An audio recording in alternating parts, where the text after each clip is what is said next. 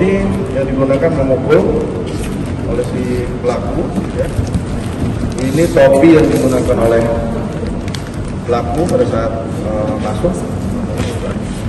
Ini baju daster yang digunakan oleh korban pada saat terjadi. Ini obeng yang digunakan masuk oleh tersangka menjebol pintu rumah dari belakang.